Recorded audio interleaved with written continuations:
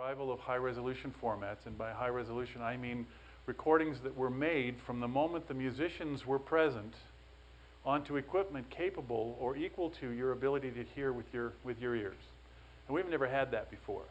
You might love vinyl, and I have an analog tape machine, or Nagra 4S I've been using a lot lately, but those machines and the normal production procedures of the recording industry do not match the full potential of what our human hearing can accommodate with a live performance. If I was a guitar player or a singer, sitting up here singing and playing, doing my thing, I could get instantly loud if I was a good singer. Sopranos are good at that, or hit a timbale or a bongo drum, or otherwise make a really loud sound next to a really quiet sound, then maximize dynamic range.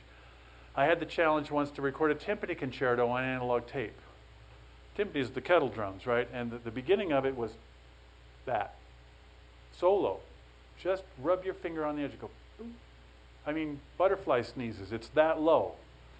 Then, at the end, it's this kind of thing. Maximum loud. That's dynamic range. That's going from a quiet sound over the course of, obviously, in this case, many minutes, but that can happen very quickly, too. You can't record that analog without adjusting or limiting or compressing, expanding the dynamics. So, in 2000, when I started my label, and we finally get to the point where we have technology that has the potential, and I stress the word potential, to actually meet the dynamic realities of our human hearing system and the frequency response, and even better than.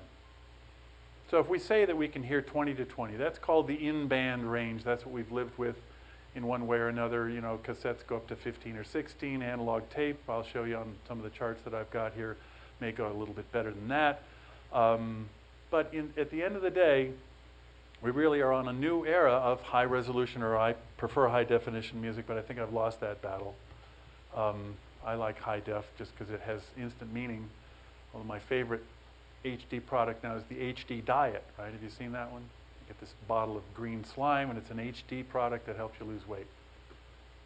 What's HD about that? It helps sell products. I mean, HD radio doesn't stand for HD, high quality either. It's actually less quality than FM, but if you put HD on it, everything's better. So I started this label with the intent to actually make recordings that took advantage of the full dynamic range of the new 96K 24-bit PCM format that was available at that point. I was offered and been in touch with the people at Sony about DSD technology. I'll talk a little bit about that. I'm not a fan of DSD. I know many people here are buzzing all about it, and I do plan to make DSD downloads available on my iTracks download site, because after all, according to what my wife, my business partner and life partner says, Mark, sell them what they want. Don't sell them what you want them to have. Sell them what they want to buy. And if they're paying $75 for a DSD download right now, sell it to them. Sell it to them. It's not really my style to do that, but you know, again, we'll have all the stuff that you can choose from out there. I'll go through some of this. But the focus of what I wanted to talk about this morning is production to playback. I'm a recording engineer. I've been cutting analog tape and recording with analog equipment since, well, I met somebody, an engineer from Brighton, Michigan, where there was there's a woman that came by, bought a product there. She said, you know, Sound Patterns DXM outside of Detroit. I said, man, that's a blast from the past, because Dan Dallas, the guy's name that she pulled up, was a guy I went and visited when I guess I was 18, 19 years old. Because at Christmas in 1967, I had recorded on a rim drive, quarter-inch reel-to-reel machine Thanksgiving dinner with my father and my mother and grandparents around. But it was a rim drive tape machine. There's no capstan, if you know analog tape technology. The capstan and the puck are the things that keep the speed constant, or as constant as it can be. Rim drive depends on how much tape is actually on the reel at that moment, because it's a little motor on the outside of a platter. So you could only play back this tape with the same recorder that you had when you made it, and that's long time gone. It was lots of fun as a toy, but this was when I was 12, 13, something like that. And Sound Patterns DXM was the studio that I went to bring back this master, because it had my father and my grandparents. I lost my parents in my teens, so here was a chance to resurrect this recording, and he carved it onto a piece of lacquer and then slowly turned the speed manually on this big disc to get the speed back to constant. And to yesterday, after what, it's been 45 years, Sound Patterns DXM, I can remember being in the studio going, oh man, do I want to do that. So here 40 years later, I've spent millions of dollars and many hundreds of hours, thousands of hours sitting in front of machines and having a great time helping music find its way and musicians find their way into recorded playback. And I think I do it really well. Those people who have heard some of our recordings and customers and reviewers alike seem to think we're doing something that's uniquely different, because I decided I will do it as naturally as I can possibly do it without the regard for making profit. I call it a field of dreams model. Let's just make the best you can make. And I've been making recordings for other people for a long time, mastering records for a long time, both in analog and digital. I mean, I have a fairly robust history and experience in that stuff. So that's what I'd like to go through today, is what happens between the musician, the microphone, and the storage medium. That thing that I'm going to record to. Maybe it was previously analog multitrack tape, maybe it's now a Sonoma system, or everything in between. Because that half of the production equation, if you consider, recorded music all the way out to what you can purchase on my table or others here in this building, matters a whole lot more than the power cable that you plug into the wall, than the stones that you put your turntable on, than the little bridges that you suspend your cables on. All that stuff is tweak heaven, and I get it. I have none of that in my production studio. But I think the focus on shows like this, and I did all of them last year, has been on, let's figure out how much we can get off of that disc out to the speaker. What you don't realize is that you can maybe move the needle that much with a $129 carbon fiber disc that you put on top of the disc and slide it into the drawer, which will do absolutely zero to change the ones and zeros that are getting into the guts of your playback device. Whereas choosing which microphone, where I put it, how many of them, whether I choose artificial or real room reverb, whether I use an ORTF pair or an XY pair, which preamps I use, what method I use to record. I record in a big auditorium. I have a beautiful studio, multi-track, fiber or fabric walls. It's gorgeous, but I can't make my recordings in there because when you clap your hands in a dead studio, it goes. But when I clap my hands in Zipper Auditorium, it's a 1.8 second delay of beautiful acoustic, well-engineered, multi-million-dollar acoustics in that space. I want to capture that. So if we can make recordings that are completely natural, no EQ, no dynamics compression, no mastering other than sequencing them, and no processing of any kind, in fact, no overdubs at all. You got to be a hell of a musician to sit for 3 hours and make your whole record with me. But once you do, we get dynamic range and we get reality, I think, that eclipses what you can get in any other way. Most other recordings to me sound like they're right here, right up in my nose. And that's the commercial norm. All loud all the time. It's not the music I like to listen to. And now with the demise of physical discs and downloads like iTracks and HD tracks and what Chad is doing around the corner with high-res downloads, which are all flavors of the same kind of model, we can give you a flavor that might be different than the one that you want. If I wanted heavily compressed, great, download, heavily compressed. CD, iTunes friendly, versus audiophile, the flat EQ or non-EQ'd master out of the mastering room. Those are all choices we can do on a one-to-one basis. And in fact, you won't want to share it with him because he won't like what you like. I can even tailor it to the specific contours of your pin A and your head-related transfer function to give you a 3D surround experience through a set of headphones. If you haven't checked out the Smith box, it's amazing, unbelievable technology. So I could just spin forever, but let's see if we can make it through some slides here, because there is some stuff here I think that's somewhat telling. I choose a particular recording path that I'm not sure too many other people choose. But let's go through a brief history of the things that engineers can choose to do and producers can choose to do in the production of music.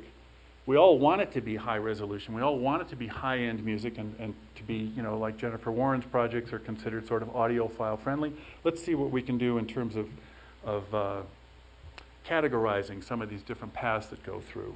I my watch ran out of power, so I have to keep my eyes on the time.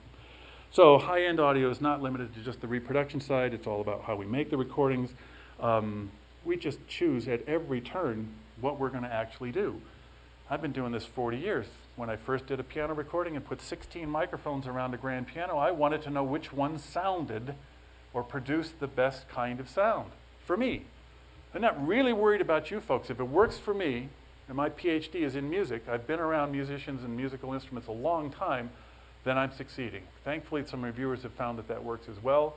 On the piano side, I wrote a post in my Real HD audio blog every day. Some guy was saying, I think he was on a panel here not too many days ago, said, you know, who would ever put their head inside a piano and record there? Well, that makes sense, doesn't it? I don't put my head inside the piano when I'm listening to music either, any more than I put my head 6 inches in front of my left speaker. But think of it this way. If you want the piano to appear as if it's this table located right here and you're 8, 10, 12 feet away from it, which is where I'd want to be if I was sitting listening to Van Cliburn or, you know, my favorite Glenn Gould recording. If I put the microphones right over the harp of the strings, a stereo pair up high and an ORTF pair down low with large diaphragms, and then I do this when I mix them in stereo or even in surround in sort of a full spread, and I reproduce those through a set of B&Ws or pick your favorite speakers, Wilson, Alexandrias or something. Those speakers are located right here. They substitute then for the soundboard. And now you get 10 or 15 feet away from the piano that I just recorded. It's not about putting your head inside the instrument. It's about getting a sound where you are doing the listening that pleases you. And I don't want the sound from 15 feet away to be another 15 feet because that's how far the microphones were during the recording session. That's too far away for me. Think about it. These things make sense. But they're all sort of personal philosophies. Lots of other people do it a different way. You go out and search how to record a piano, and the microphones are always outside. Not in the rock and roll business, they're not. But so we have all these periods of recording. People say the golden age was back in the 50s. Not technology-wise, it wasn't. We finally went from mono to stereo. 3 mics hung up, you know, at the edge of the stage to capture an orchestra. It's not the only way to do it. I put lots of microphones around the orchestra so that I can mix in multiple ways, but also because I like being close to the sound. I'm a musician. I know what it's like to sit in the midst of a performing ensemble. So we make these choices. You make choices as to how you're going to record things to. When I first started being a multitrack engineer back in 78, something like that, I worked at a rock and roll studio. Ambrosia was the big band that we captured during that time. And that's the multi-track magic. That's Les Paul, thanks. We can put one track down, rewind, add another track over the top of it or onto a different track, and layer the recordings that we make. And that's how it's done now. We were 8 tracks, Sgt. Pepper, which I actually have the original multi-track masters for Sgt. Pepper on this machine. I play them for my class once in a while. I've kind of got a fantasy to keep the vocals and re-record all the other parts exactly sound alike except in high res with stereo technique. Stay tuned, we'll see. We should probably cut that out of the video. What are you doing with the Sgt. Pepper multi-tracks? That's a joke. It's just a joke. But all at once versus multi-track. We had to do it all at once at the beginning recording, right? Everybody gathers in the room, including Frank Sinatra, and the band strikes up Nelson Riddle arrangements, and we sing and play an entire song at the same time. And if it doesn't go well, because just 10 seconds before the end of the track, the trumpet player cacks a note, guess how friendly Frank is? Not very. And there are tapes that actually show him going off in a little tangent on the trumpet player. Now, we record, I mean, I have to beat it into my students. Basic tracks, guys, that's bass, keyboard, drums, at a minimum. No, we're going to record just the kick drum this pass. We're going to spin it back, then we're going to add the snare. Then we're going to add the cymbals, then we're going to add the bass. We want everything isolated. Somehow that, to me, makes less music. But it's a production technique. The guys in the studio in my building right next to me, they take every track off, auto-tune it, align everything to the exact beat, replace the snares, replace everything with a perfect sound, and then mix it. That's Robin Thicke, one of the biggest artists going. Multitrack means record everything one track at a time. And virtually all of the music from 1964, 65, between 4 tracks up to 2-inch 24 track, on up to and including now Pro Tools, you go into a big mix down session for, especially for a film. One of my former students is working over at Warner Brothers, has for 18 years been mixing films and television. 250 tracks is not unusual. Now, one track contains one door squeak, right? That only happens once in the 2-hour movie, but just give it its own track. We'll automate it. It'll come up and down, turn on and off when we need it.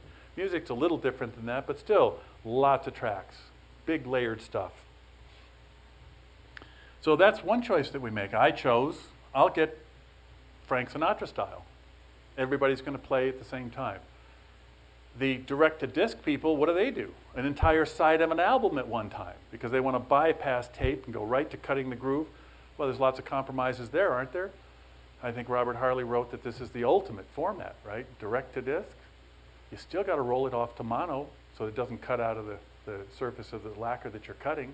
You still have to put the RAAA curve in there. You still got to measure what the pitch is going to be between any two grooves on the record. Lots of technical choices along the way. All of them require some kind of compromise to your ideal.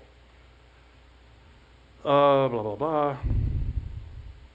This kind of stuff we've been through, mono, stereo. What's my ultimate output going to be? I always used to teach, when my employees, when we're producing stuff for games years ago, it's going out an 8-bit sound card, a Sound Blaster. Let's screw. Why do we have to record 16 bits or stereo or any of that? Because sometime later we might be able to use 16 bits on computers, or 24 bits, or sample rates that exceed, 48, 22050 over. Back in those days we were doing sample rates at 11K. So you have all these choices in mind when you're getting ready to make something. Everybody's there at the same time, or overdubs. Classical and jazz, most of the time, that's all happening at the same time. The band is there, they're playing. That was part of the background that I came to my own particular recording philosophy. They're all in there singing and playing at the same time. I like that sound because guess what? They're looking at each other. They're responding to each other. When somebody just leans into a note, somebody else is backing off. It's like a conversation. When I start talking loud and dominate the conversation, other people shut up. And when they start to contribute, then I back off. So it's this give and take. And that is a magic thing that only musicians know about. I did a Christmas project with Lawrence Juber and Lee Sklar and 4 other musicians. And they sat there for an hour and said, okay, we're going to do We Three Kings, we're going to do Jingle Bells, whatever it is. It's just an excuse to play, basically, as a jazz track.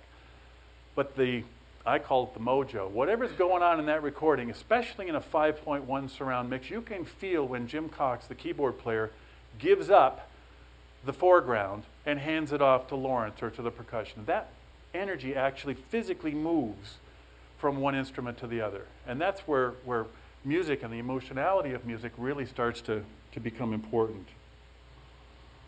Back 2000, we actually conspired, it's a real word I think and it applies in this world, to take over the royalty stream that was generating billions of dollars for Sony and Philips and Thompson and all the other people that had a stake in the CD. There were a lot of CDs, and it was 12 cents per disc going into the coffers. That's what you call free money. Just one every 4 seconds.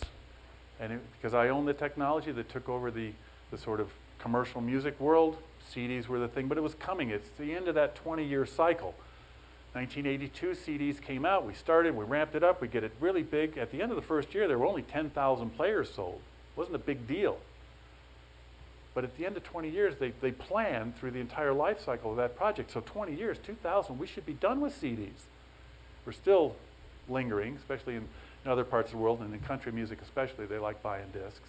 They don't know how to use files, I think, in Nashville, but I'm not sure. But CDs were going away. The DVD form comes along. We've got a hit now with replacing VHS tape with spinning discs. Let's do the same to music. But we had already made the transition to spinning discs in 1982. So what are we going to use to actually propel people into a new format? High-resolution music. Multi-channel sound. Music provided in 5.1 speakers. That's enough, isn't it? Yeah, and we want to grab for all those nickels too. The DVD forum's sitting around saying, okay, great. We've done this successfully now with DVD video. Now we're going to do it DVD audio. And so the DVD audio, this is before SACD back in 1996, 97. DVDs actually came out in March of 1997. I made the very first ones. I had a monopoly, believe it or not. And the only disc you could buy in the United States on DVD video came out of my studio. Can you imagine having a monopoly on DVDs today? People didn't even know what they were. At the Video Software Dealers Association, I was the only one with a machine that you put a disc in and showed video. What the hell is that? So we tried with multi-channel and high resolution to introduce a new format. During those hidden meetings, whatever they were with the DVD forum, Sony and Philips comes along and they had resurrected their DSD technology as the audio encoding format to be included in this new specification, in this new format that will replace the CD.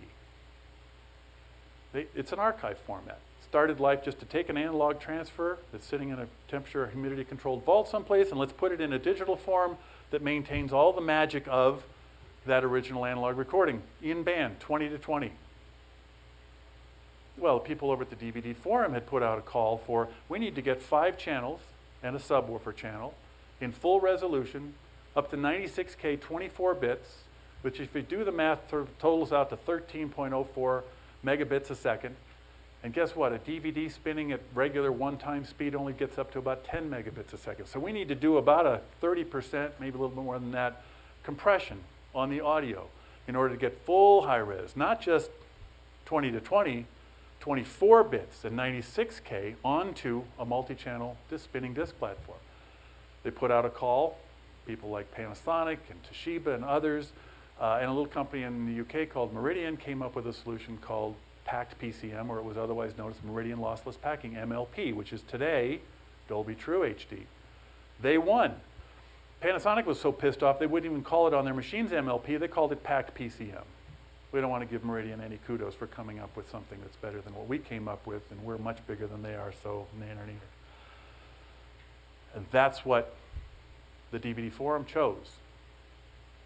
And they said, goodbye DSD, it doesn't meet our specifications. Sony and Philips went away pissed. What do you mean, we're going to lose 12 cents for the next 3 billion discs? That's not acceptable. We'll start our own competing format, SACD. And I remember being in Chicago at a SPARS meeting where I was talking about mastering with Bob Ludwig, and there was an audio show that happened to be happening down the street, and under this plexiglass case was the first $5,000 SACD player. There was no software. I don't even think the thing lit up, but it looked really cool. And it was going to be stereo only because they hadn't gotten around to the multi-channel yet. They were first to market with something that was quote-unquote high resolution. Therefore, we had a war. We had a beta VHS war all over again. Sony's not into losing wars, and they've lost plenty of them. Remember the HD, DVD, and Blu-ray thing? Well, they didn't actually win that one. They bought that one. So along these two formats come, and what happens?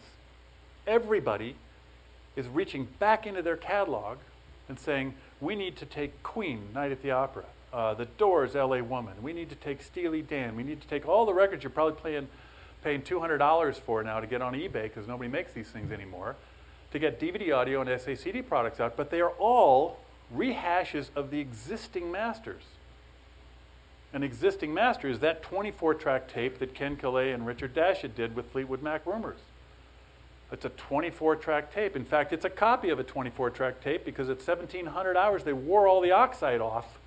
And by the time they got done with the vocals, they realized all the original rhythm tracks were dull. Sounded like this. Luckily, they made a safety copy. They wild-tracked them back in sync to marry the vocals. And that's a big, huge record, right? It's a third-generation analog master, which means the dynamic range is somewhere around 6 bits, if you do the math. But it doesn't have to be any bigger than that. I love that record. All Loud All the Time is a friendly thing. And it was actually better than what we get today. So take a look at the new 9 Inch Nails mastered for audio files. It's actually louder than the CD. This needs to be a 4-hour session. I'm never going to. That's why you got to go back and read the real audio stuff, because I've been spewing on this for 3 months now, every day. So anyway, we had this war. Neither one of them won. People like to say SACD won. They didn't win. There's 9,000 SACDs. There's 3,600 DVD audio discs. I was a DVD audio guy. I'm a PCM fan. And in fact, if you take a look at the numbers out of the 9,000 SACDs that were actually released, what percentage of those are actually native DSD recordings? 15%. The rest of them are transfers from analog, and that's what it was intended to do, and I'm all over that. Just take this tape, spin it into a DSD file, and put it on an SACD with some track markers on it. Great. The rest of them are PCM transferred to SACD because the people at MDG or whatever they are in Germany record at 9624, but they realize there's a bigger market for DSD, so they convert them to DSD at the end. You'll pay more money for them, and boy, doesn't that sound great. So that we had that war. High definition audio wasn't perceived as that tremendously better thing that we all hoped it would be because we're using existing masters.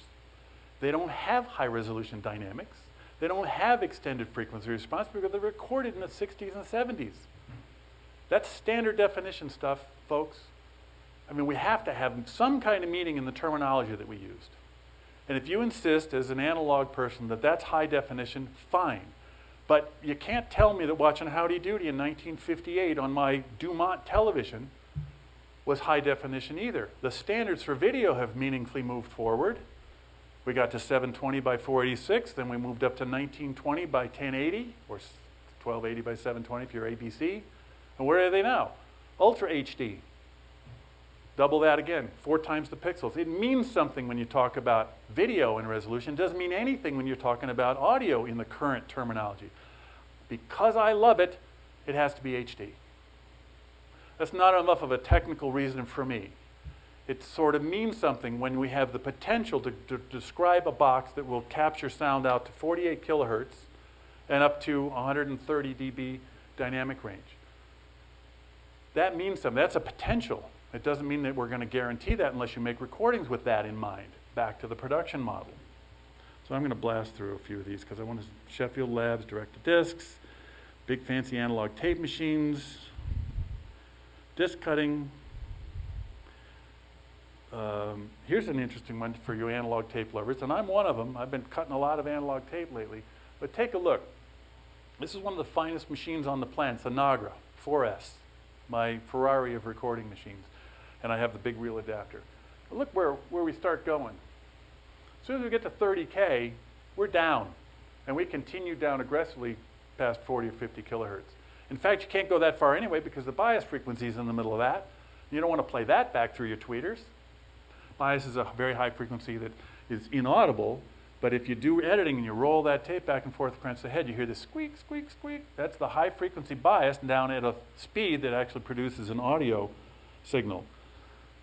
In terms of the number of bits of analog tape, Nagra Master is only for Nagra, so we can't talk about that one. But at 15 IPS, an NAB curve will give you 70 or about 70. Let's call it 72 because it's easily divisible by 6. That's 12 bits, folks, in PCM equivalency. That's less than a CD in dynamic range. Does it matter? No. It doesn't matter. That's the potential size. We don't make commercial records that use that kind of dynamic range, so we're all happy. No big deal.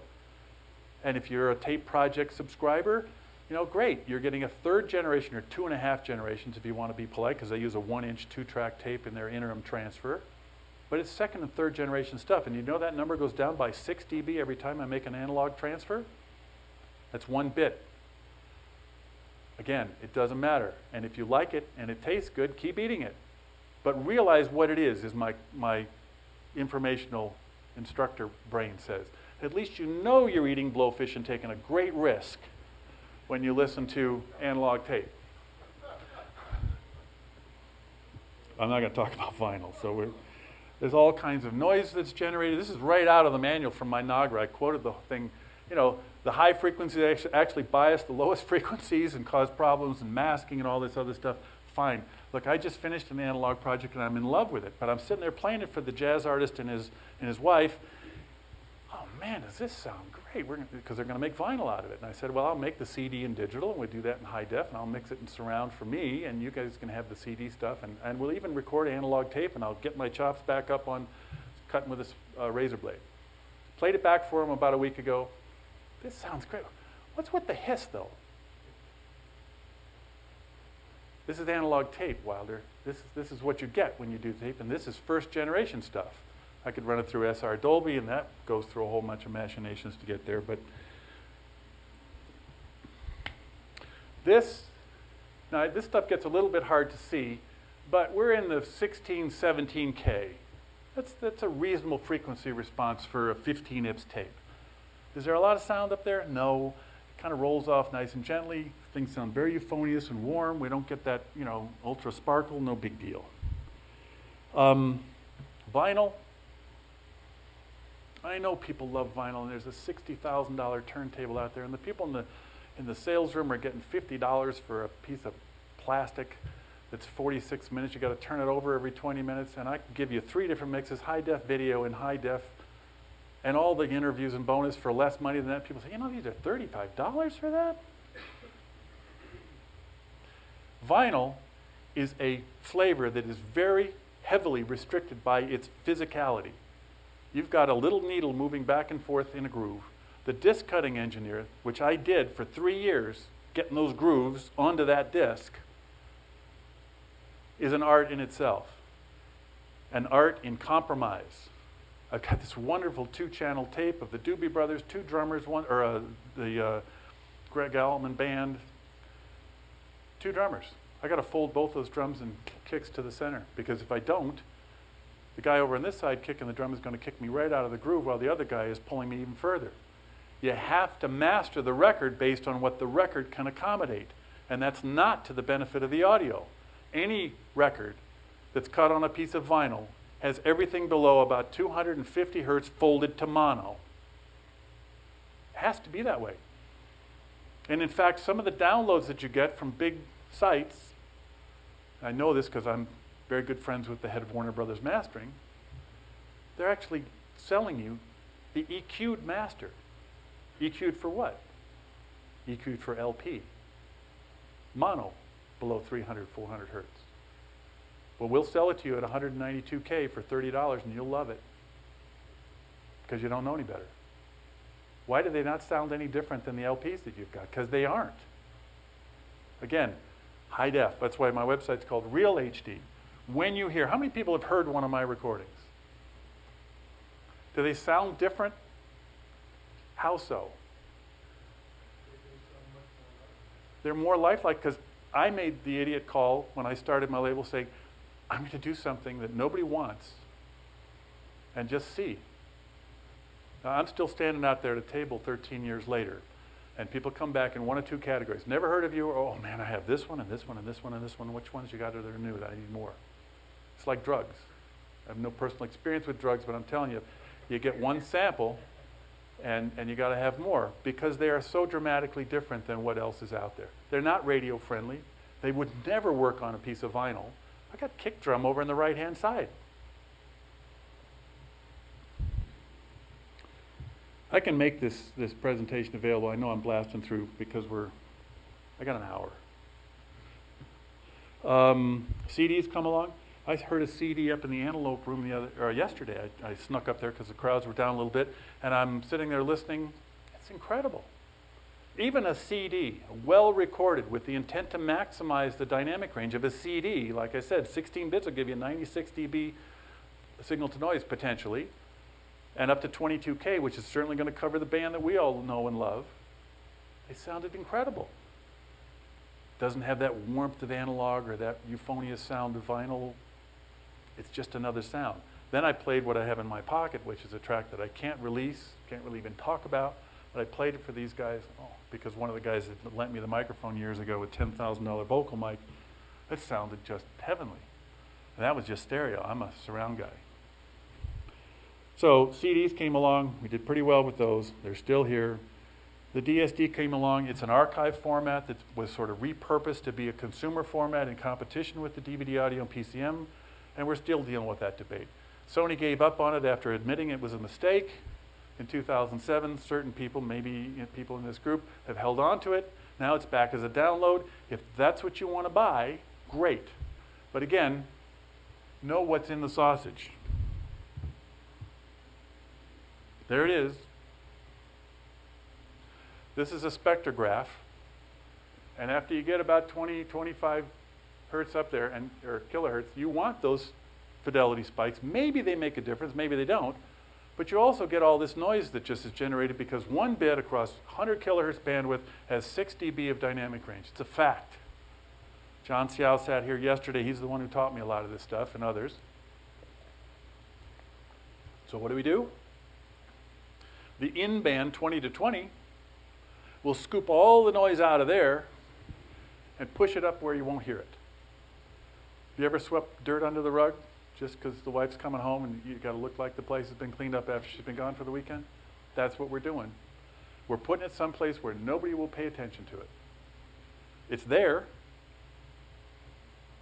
And if you're interested in sound that goes beyond 20 to 20, and I am, because I know the Harman mute that Wallace Roney played on my recording when my engineer comes out of the room and says, oh my God, you should hear this. And I look at this Wallace Roney spectrograph and it's all black up there. And this Harman mute additional octave, we're only getting one more octave up there. And it's just a whisper. But I want to do a research project where there is a room, and I'm trying to set this up through the CEA where I'm a member as a research project to establish, convincingly establish, whether ultrasonics matter or not. I believe they do. But even intellectually, if they don't, ultrasonic, no, yes, no. You can't take a test like that, and we probably can't. Intellectually, for me, I would like to know whether when I leave the planet and go into the darkness of space, that I'm not going to run into a purple haze cloud, at 100 miles up. Just for me to know that PCM provides me a clean path all the way out to the stratosphere, I'm happier with that. That's the left brain talking. If DSD turns you on when you listen to it, great. But don't think that it turns you on because it is higher resolution. Even at DSD quad speed or half speed, it's just a bigger rug further away. That's the reality of DSD. Now I know, and I'm friends with the Sony people, I'm meeting with them later this afternoon, I'm going to download DSD files, but I will take my files and turn them into DSD, which is a math problem that's pretty easy to do. Going the other way is not so easy. But maybe there's something in what DSD is doing in their new players that is creating something that's euphonious to us, that's more vinyl-like, that's warmer, that does whatever you want to use in those, the sort of review-type words that audiophiles like to use. No arguments. Just know what's going on. So at my site, I post a bunch of these things. Here's a pretty interesting one. I sleuth around a lot, go out there and pull down a file from somebody's site. Well, here's the PCM 192 that's made from a DSD 128 file. And you can see the PCM is black way up high. This one from the DSD, all they did was get rid of the noise by throwing it under a low-pass filter. But guess which one's more expensive? The DSD. You pay more for the file that's got the noise in it than you do for the one that's gotten rid of the noise. And when you buy a file this big, knowing that there's only this much meat in that package, you're paying for the storage and the download bandwidth of the whole thing. Just buy the sound you want. So, this is not natural. Sounds don't get louder when they go up in the partial count. They don't get louder in the frequency response when you get louder. Anything that's a spectrograph that turns around and goes the other way is either artificially bit doubled, somebody's falsifying the transfer, or it's the noise that one bit has been shifting out of the spectrum. I don't make this stuff up, it's real. The DSD64 that's been converted to 192, where is that? That's the blue one. You can barely see them, they're right on top of each other. That's the low pass filter. You pay $5 more for the 192. You're getting an air-filled balloon. There's no content in there. You're going to pay $4 more because I feel warmer and fuzzier because I got a 192 file? Do you know that I don't own a microphone that will generate output past 40K?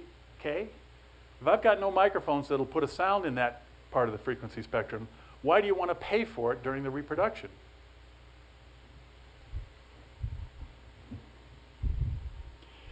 DVDA, we went through that. This is the equivalent. This is one of my files. We're going up to 48, and they're still going strong. No noise to cover it up. That's why when people hear a recording of mine and they have a really good set of headphones, a good set of DAC, good amplifier that'll do these things, boy, they're just really clear. When that guy hit that wind chime, it just really sparkled. Why? Because I don't do anything to cover it up. I don't try and remove it. There's no noise to mask it. That's ultrasonics. Maybe they count, maybe they don't. I believe that they do. And the only way I can say that is anecdotally, sitting in a mastering room, my studio, for 8 hours working on one of my projects versus trying to cut a 44.1 CD of a heavily overcompressed pop tune, music genre aside, there is something stressful about listening at a lower res PCM file than the ones that I do in high res. You can't have that experience until I put you in my room for a half an hour and say, okay, use this, there's that, there's this. What do you feel? Because it's not a hearing test. But we can now produce it and deliver it to you on a spinning piece of plastic as a download as well. Why not? You choose. So on my iTrack site that's being redone, you'll be able to choose. I want DSD64. I'll take a PCM file. You got to put your own metadata in there because it doesn't carry the metadata header. Or how about an uncompressed FLAC? Well, audio files will say the FLAC is being processed. If it's uncompressed, it's exactly the same, note for note, bit for bit. Buy what you want. 2-channel, processed for headphones, all those choices are going to be available. This was one I posted a while ago. 9624, nice and clean all the way up, and we don't chop any of these upper harmonics. They're actually in the sound. We may not be able to reproduce them, we may not be able to hear them, but I feel better knowing that the whole thing is there. We chop them off when we get to CD, and we really do some serious damage when we get down to MP3.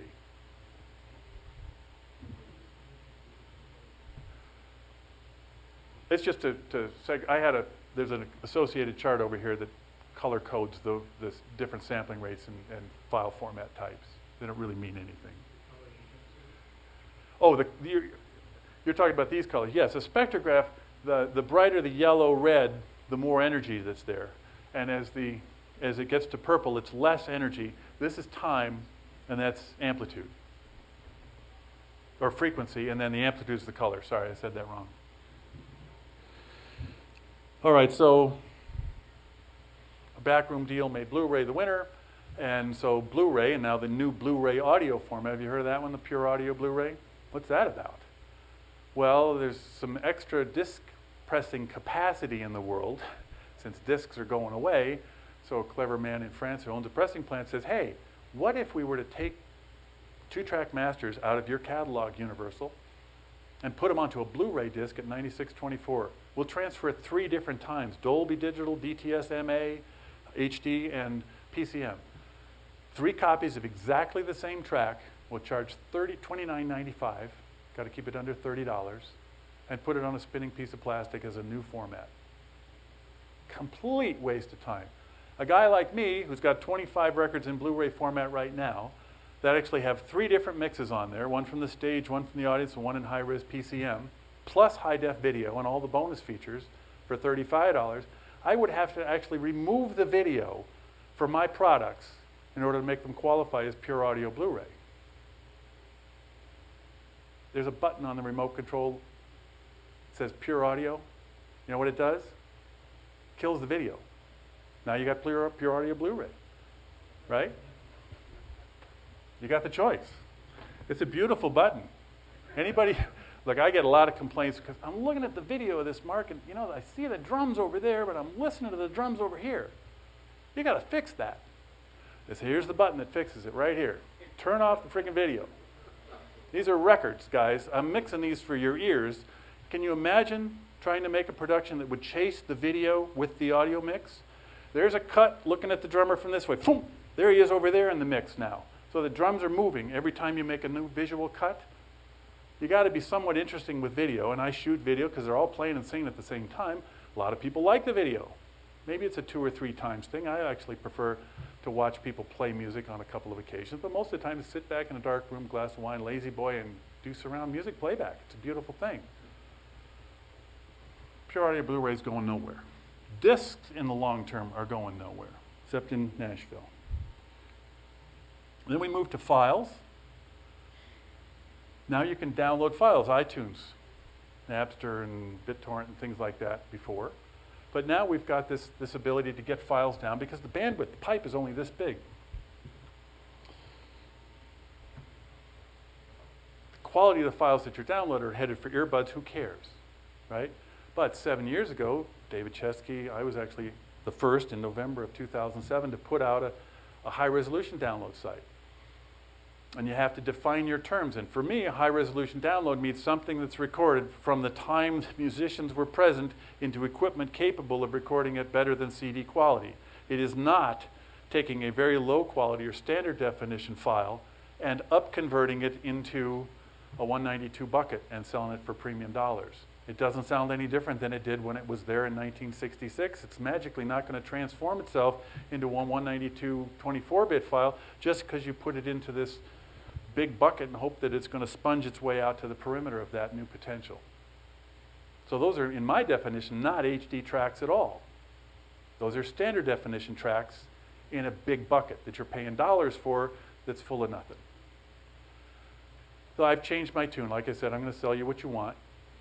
But iTracks was out there, iTunes is out there, iTrax is my site, and you can download any one of 21 different versions of the same track or file.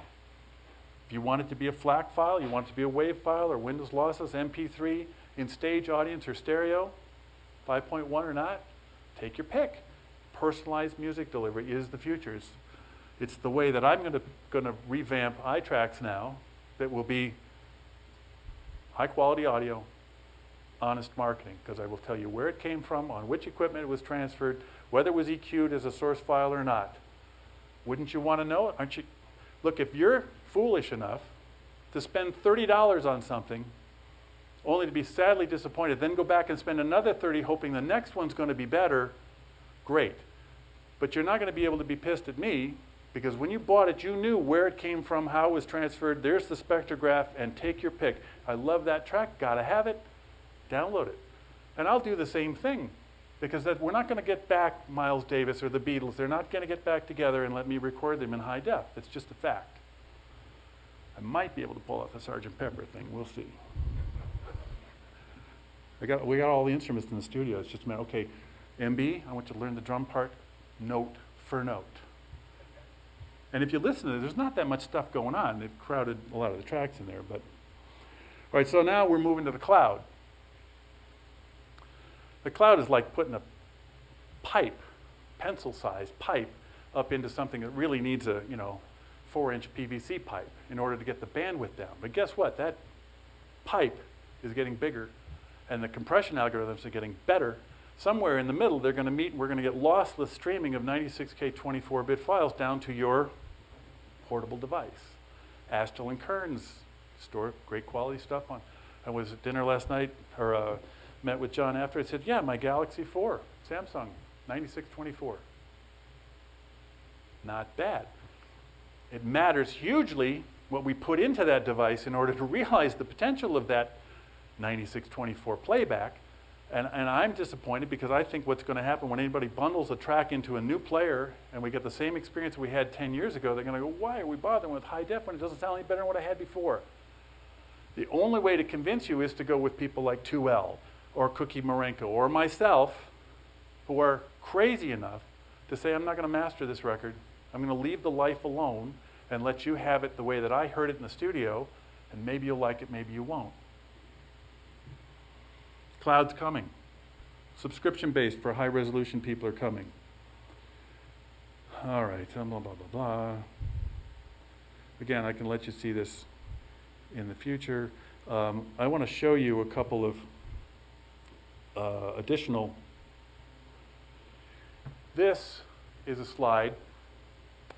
Christian Jacobs came to me in August. Somebody had told him that I made pretty good piano recordings. Piano's a very notoriously difficult instrument to record. Said, all right, sit down.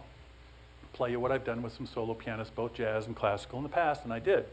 Played it in stereo, played it in surround. He goes, this sounds like a piano. And he's been playing his whole life. We have a beautiful 9-foot Model D Steinway in the place that I record. And like I said, I had put 16 microphones on it when I first did the Chopin Ballades with a faculty member where I teach.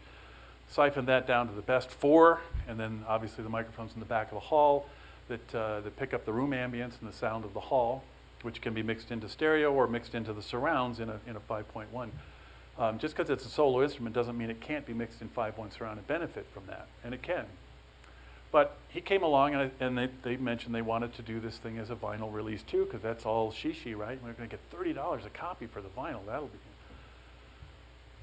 And I'm with you. That's a flavor. Let's do it. I've just had my Nagra revamped. There's only one guy in LA at Coffee Sound. Forrest is his name, and he can fix this thing. So he tweaked it all up and replaced a little bit of this, and a little bit of that, and I got one of these very rare large reel adapters in the back, so I'm all set. Where do you get analog tape? I threw out so much analog tape. I wish well, can't go back now. It was $7 a flat. Now it's $56 for one reel. And you know why they still have analog tape? You ever looked at the back of your credit card, and when you swipe at the gas station, that's analog tape. That's where miles and miles of the stuff is going. It's not going into people that are recording on analog tape. But I said, fine, we'll record this on analog tape for you. The same signals that are coming in from the 4 microphones in the instrument and the 2 room mics in the back of the hall, I'm going to mix in real time. I put them on a 788 sound device. It's a little teeny tiny machine that records on solid state memory at 96 kilohertz, 24-bit PCM. There's a little mixer. I took the output of that, put it into the last 2 inputs, 7 and 8, so I've got the mix there from the 96, 24 original 6 mics, and I took that and sent it into my analog Nagra. I wrote an article the other day. You know, my engineering students, my audio students, they don't really know from alignment tones. It's digital, man. What do you mean oscillator? When your ears are digital, let me know, and we won't have to calibrate anything. But up till then, you put a 0 tone, you do the high and low frequency stuff. I know all about that because I'm an old man. But I did then the description. You can download these. I put them available on the real hd-audio.com site, which I would encourage all of you to sign up if you're interested. I spew every day and have been doing so for 4 months now. I haven't run out of things to say. You might get that from me. So I said, okay, I'm going to record this way, and I'll show people on my site what's the truth. This is not a slam on any technology. It's the reality check on analog tape. Here's PCM. And it goes up to 44 because this was a 96K file. Pianos don't make a lot of really super high frequency stuff unless you put metal parts like John Cage did inside and prepare the piano. But we got signals up here into the 17, 13, 15. It's the blackness of space above that. I feel better that that's black because when you move over into analog tape, this is the hiss that Wilder was hearing. This big hearty line here is the bias frequency that is added to the record signal on an analog tape machine to linearize the recording and prevent some other problems. You can see it here. There's the hiss. This is a red line. Trust me, it's here. Then there's the bias. This is the PCM digital. Less noise, no hiss, no bias spike. That's what's going to be used to cut the vinyl, which will be then folded down to monos below a certain frequency, boosted in the high end, run through the RAAA curve, and then spun on a $60,000 turntable with little rocks underneath the feet to get even close to the first generation that I've created, which you can simply buy as a downloaded file for $11 and get better fidelity. You don't feel so good about it because you didn't spend all this time getting the anti-skate out and putting the quarter on the end of your tone arm and all that stuff. That's where I departed from my AR100. When from a dime to a quarter, I was done. I've been there, folks. It's not like I'm a 20-year-old guy saying, man, all that analog stuff. take your flavor. Like what you like. But this is the first generation. Now, how many people think that the production of that analog master finds its way directly from the first generation into the cutting room?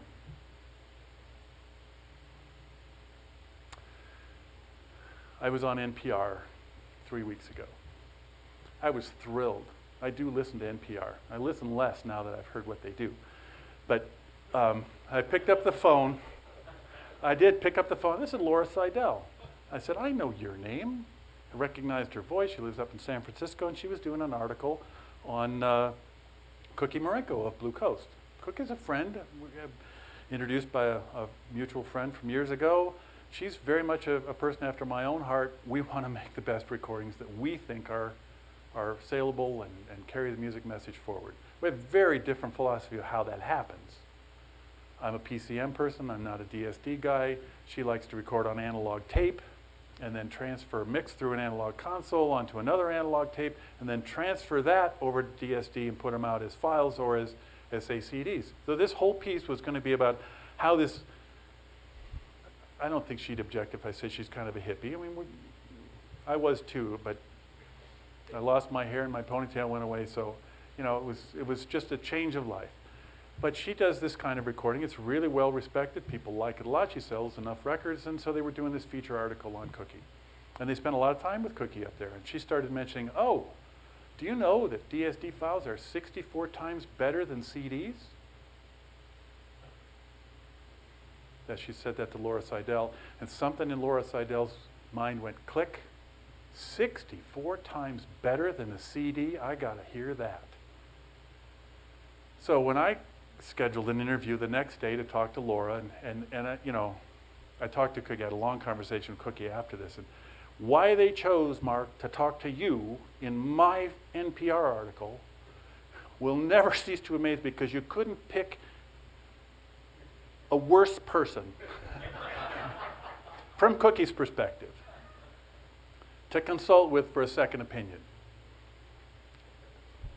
So I did my best, my persuasive best, to sort of say, Laura, the 64 times number is only part of the story. Because 64 times is true for the sampling rate. But we got 16 bits over here on this side with a 44.1 number, 1000 number, and we got 1 bit over here. We have completely different technologies for actually encoding the analog waveform into either the battleship model, which is what I teach my audio engineering class, C45, miss. That's quantization error, in case you didn't know. But DSD is basically 1 bit saying which direction are we going, and the more dense those ones are, the more we're moving up, and so on and so forth. People like to say that's closer to analog. That's nonsense too. They're both very heavily processed, transformations from analog waveforms into digital. Oh, it's more like analog. You can almost play a 1-bit file through your speakers and it'll sound like music. Have you tried it? Just take the digital out of your Oppo player and plug it right straight to the inputs of your amplifier and see how happy you are. So anyway, I did the interview. I talked for an hour, and then I wrote a couple of follow-up emails. So about this 64 times better than a CD. 3 or 4 times I went back on that issue. Well, why didn't they make CDs out of DSD since it's so much better? And I very gently tried to pull to the right information, and maybe that's why I threw away 99% of the interview. And when Cookie gets finished saying, making her case for wonderful analog and DSD, and I say, yeah, and finally we have a technology that'll allow us to capture the real world dynamics and frequency response if we choose to use it, and that almost looks like I'm endorsing analog tape and DSD, which I'm not at all. But it's been a good thing when I got on NPR. That was kind of a good thing. They need to do a whole article. I said, well, Laura, when you come to LA, I'd really like to play you something that will show you what the PCM world can do, and play her some surround stuff at 9624. Because look, as I said at the beginning of the session, what I do from those microphones and the formats that I choose to use to get you to the disc are far more important than the power cable, your interconnects, your headphones, all the rest of that stuff makes color changes. But it's that whether I choose to compress them, whether I choose to master the discs, whether I choose to make a kick drum sound like a sonic boom as opposed to a real drum. I mean, those things might work really well for the kind of music or the genres that you like, but the fact is those are hard choices. And wouldn't it be great if we could get back to the mixing session for Sgt. Pepper's, or for pick your favorite album. Counting Crow is one of my favorites. In fact, I have a Counting Crow. How are we doing for time here? I'm probably running out. 3 minutes. Oh, Steely Dan, you really want to look, you don't get anything when you download the high resolution file. There's another one, all the crap and noise up high. Counting Crows DSD versus the CD. Counting Crows again, all the high frequency noise from the analog. Look at all the stuff that's happening in here. Spikes that are along the way. High frequency noise, roll off. There's no rock to hide behind anymore. With reasonable tools, there are ways to actually, figure this stuff out.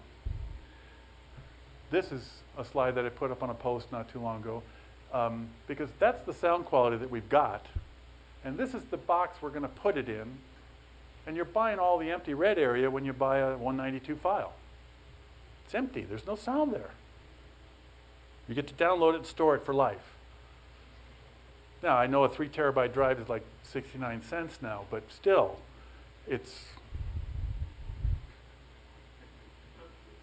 Now, I'll leave you with my current quandary, and I'm on a detective mission now, because I downloaded a DXD file. What's a DXD file? That sounds impressive. It's almost like DSD, isn't it? How many people think it's DSD? It's PCM. But we don't want to call it PCM, because that would mean adopting some of the other camp's goodness. We're going to call it something else. It's the brother you won't talk to. That's Bob, but we don't call him Bob. We call him, dumb shit. DXD was invented and endorsed by Sony and Philips so that you could actually do some production steps to a DSD file by turning it what? Into PCM. And then we'll turn it back so nobody will know. But I'm figuring DXD, great, let's make some recordings at DXD resolution, 352.8, 44 or 64 times 44.1 or something like that, 8 times, I guess. And it should go to the blackness of space. I downloaded this thing. Now, I can't play this back. Audition doesn't do that, but it will display the spectra. Doesn't that look an awful lot like 1-bit noise shaping? It is, because of the sigma delta converters there at the front end of the converter, running even at 380 or 352.8. Folks, there's absolutely zero reason to record at 384, 352. You just feel better about it because it's a bigger number. I'll be back here standing here next year. We just released our new 3,000 megahertz sampling rate DAC. And you'll pay another $20,000. I gotta have it. Well, talk to the people that are producing records. We don't work with equipment like that. We don't have $3,000 power cords plugged from the duplex outlet to the back of our equipment, because I got a lot of those guys and it would break the bank. There's a reality check here, and I know the audiophile hobby. I've been in the disease since I was a kid. My wife won't come to these anymore. Mark, you're with your people. And sometimes that's true, sometimes it's not. The guy that comes up and says, you're using a lot of microphones, you're not doing it the right way. There is no right way. If it makes music for you, it's the right way. That's the end of the story.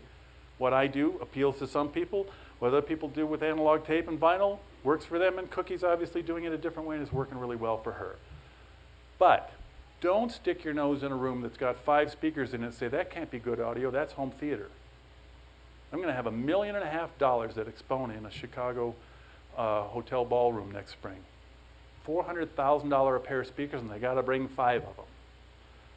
$60,000 VTL tube amps. Expensive cables, the whole 9 yards. Because I talked to the guy who's a friend of mine, runs the show. I said, we got to get the people in the room, the reviewers, because they just walk right by. That's home theater.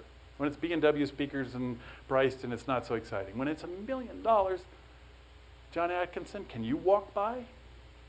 John's actually a friend. He likes what I do. So and guess what I'm going to play? I'll play my stuff from an Oppo player. It's less than $1,000 player at the head end.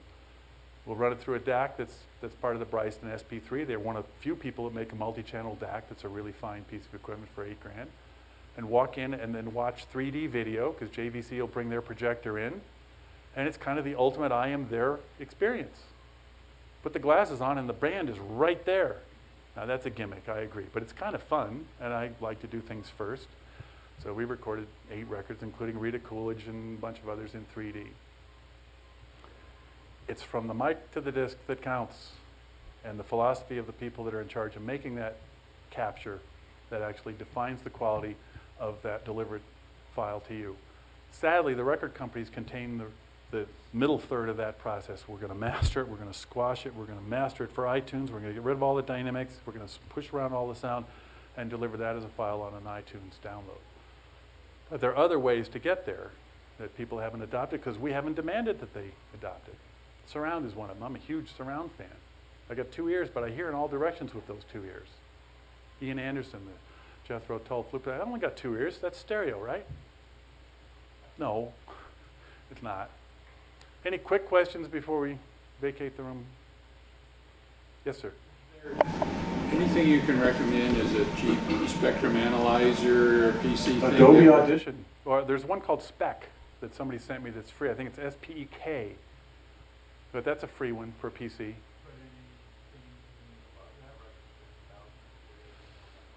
You know, if you're going to spend $1,000 or $2,000, get a Mac Mini and run Adobe Audition.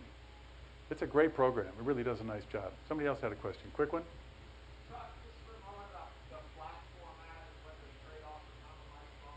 Look, as I see FLAC, it's simply a way to get the metadata tagged onto a file that is losslessly compressed.